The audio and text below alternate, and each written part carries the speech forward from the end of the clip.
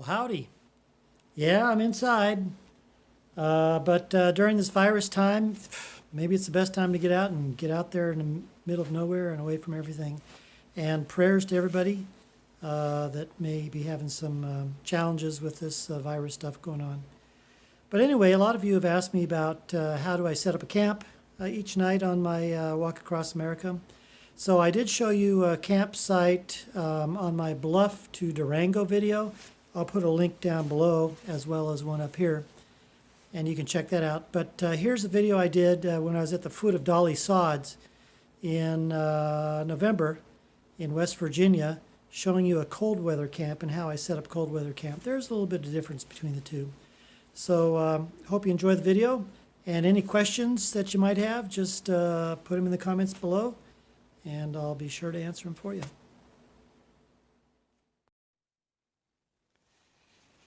So some things to keep in mind when you're in the mountains in the cold weather.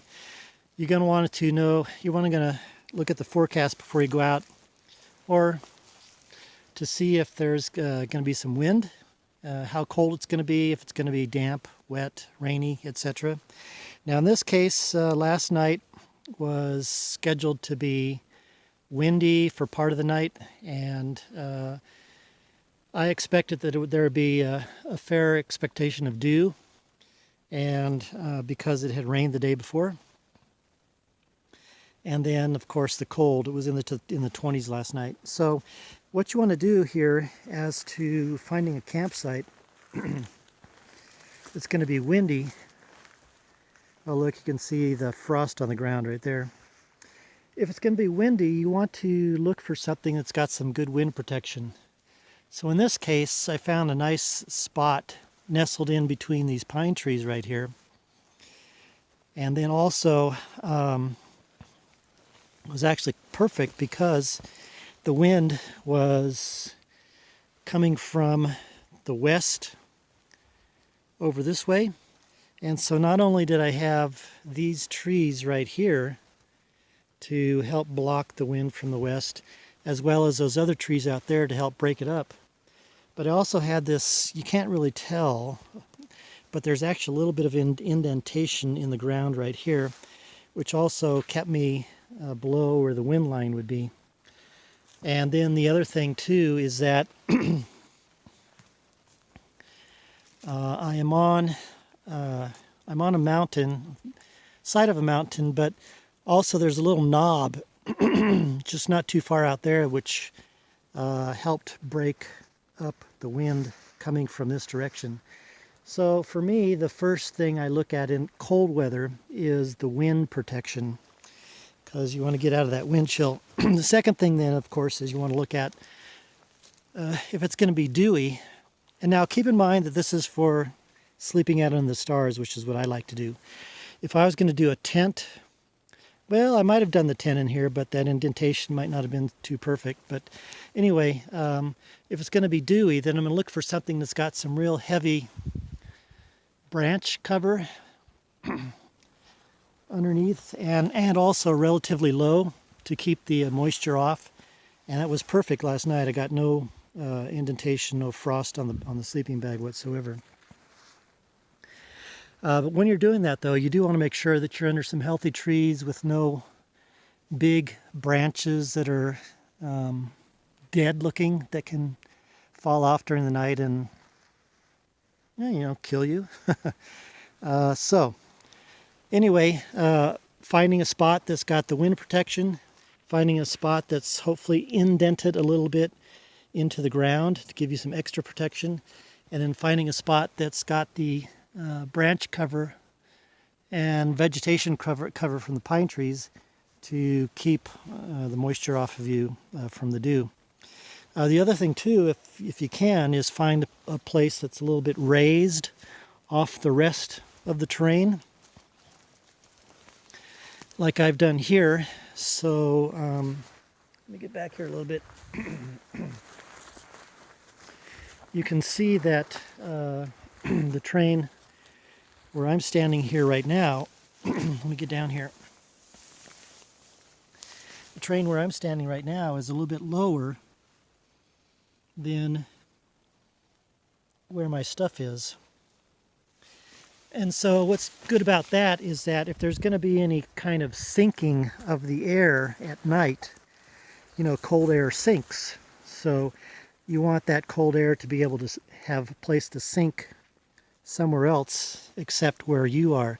I've been to a place in the Sierra, I remember vividly. Once I was up on a little bench on the side of a hill, and I was just happening to explore around this lake, and it was about 10 o'clock in the morning, so the sun had already come up. And I went to this other place around the lake, and it was in a low spot, and man, you walked right in there. It's like you were walking in the refrigerator because that cold air was still sitting in that little sink area. So try to be above the ground level or surrounding you.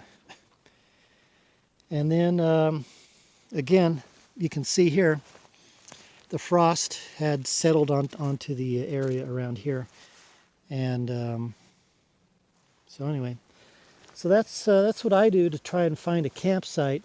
And then you know, again, I'm the lazy guy, so I just lay out the pad and then put my sleeping bag on top of the pad. I don't worry too much about a ground cloth in case, unless it's a wet ground. Now it did rain yesterday, and these pine needles actually were a little bit damp, but not as damp as if it had been just on hard ground. And then other than that, you know, like I said, I'll lay out everything, and I'll stuff whatever I need to in my sleeping bag, like my electronics to charge up my phone. Maybe if I think I need some extra insulation at the foot of my bag, I'll stuff a jacket down there and everything. And then that's pretty much it. I just get in the bag and go to sleep.